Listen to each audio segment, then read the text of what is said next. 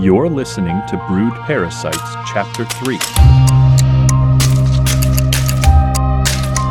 Written by Michael Gray.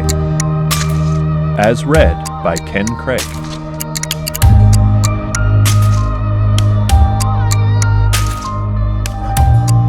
There was a loud crack, as of a weight dropping on a chair, followed by protesting creaks, as if that chair were forced to bear weight against its design. When the creaks reached a pitch suggesting they would turn from wooden groans into cracking splinters, they stopped. 2 thumps of heavy leather banging on more wood followed. Wrathchild looked up from his newspaper to see James Fowler at the table. Chair tilted back at a dangerous angle, heels perched on the table edge, hands clasped across concave stomach. His stubbled face radiated a look of pleased superiority. "So I hear you had a to-do with his lordship last night?" said Fowler. "Not especially." Wrathchild looked back down at his paper. After returning the Blake boy to his home that morning, Lord Blake's footman had congratulated Wrathchild on his skill and asked him to leave. When asked about payment, the footman assured him the money would be forwarded. Wrathchild had opinions of the upper class's promises when it came to money, and left the house with his payment, bruised knuckles and the oath of Sir Blake that his actions would earn him no more business from himself nor any of his acquaintances. "Anyway, on to matters of more import," said Fowler, punctuating the change in subject with a slap on the table. "How well did my little trick do?" Wrathchild curled down the top of the newspaper, just enough to look into Fowler's eyes. Fowler smiled in his thin way. "Not bad, eh? I told you it would work." Wrathchild put the paper on the table. "No, it did not work. I asked for something that would stop someone, knock them out at most, disable them, put them to sleep. Your little trick did not do that." "I'm sorry, I may have miscalculated a little. Next time I'll make sure they go into a deep sleep." "You put them into a sleep they'll never wake up from. Not unless he can breathe through a crushed chest." He gazed levelly at Fowler. "Oh," Fowler eventually said, breaking his stare to look into space for a moment more. "But he was disabled, yes?" Wrathchild picked up the paper again. "Next time you're going to have to be more specific, old chap. I don't know what you're complaining about. One more body in the rivers. Unless it's a blue blood, the watch couldn't give a tinier shit." "Is there anything to show it was you?" "It's not the—" Wrathchild began, but stopped, allowing the paper to drop an inch, and he closed his eyes. "No."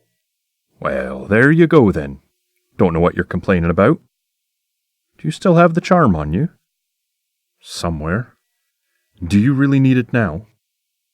Fowler's attention was already elsewhere in the large and still mostly empty saloon. The tap room of the Grapes of Bacchus, gloomy at the best of times, was inversely dimmed to the mid-morning light out in the street.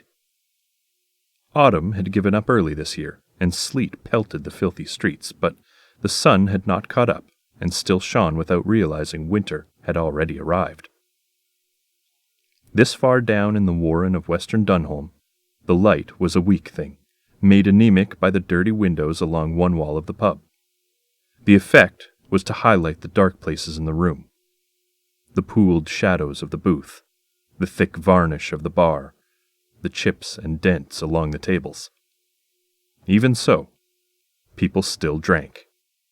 Worries and thirst do not sleep, and it looked like the few men who held their cups defiantly did not either. Wrathchild returned his attention to the newspaper. He caught himself scanning the tightly printed columns again, hunting for he did not know what. "If you have the power to control them." The Batavian's words would not let him go, and his mind had been falling back to them when he left it to wander. On a whim, he'd bought a news sheet on his way to the Grapes, partly to see if the nagging was a kind of prescience, partly to hope it would stop the words bothering him. "If you have the power to control them," What had Charlie Clark brought to Dunholm? The Batavian's words held more weight than he would expect if the man was talking about bolts of untaxed silk.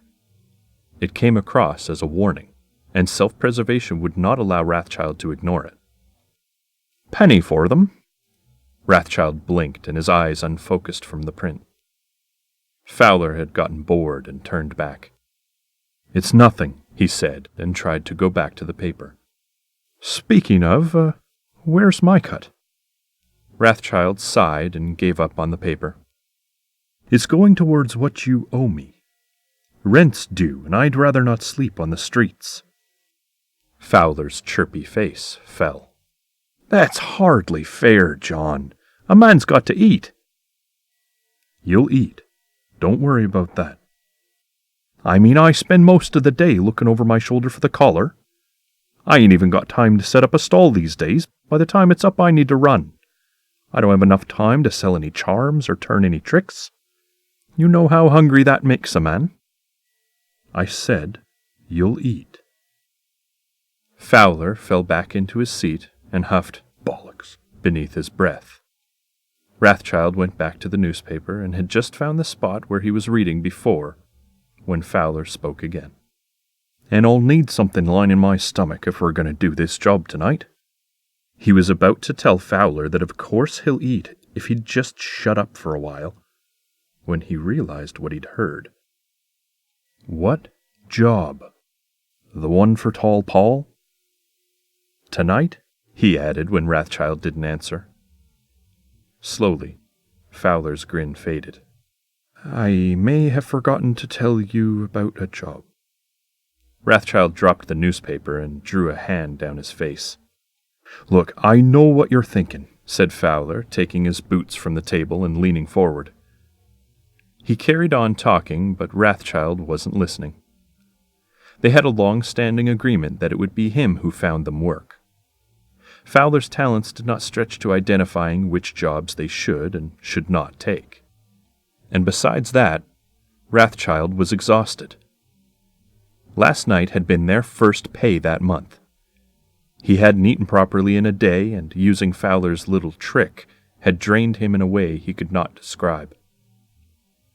Using magic. It felt like it sucked on his soul, leaving him diminished in a way which could never be replenished. He needed rest. "God damn it!" He dropped his fist on the table. Not with a great deal of force, but enough that Fowler jumped and stopped talking. A few of the other drinkers in the tap room looked over, saw who made the unexpected noise, then looked away. Rathchild took a deep, controlling breath and said, "When?" Fowler's grin returned. "An hour after sunset. You'll see. Money in the bag, old chap. Money in the bag."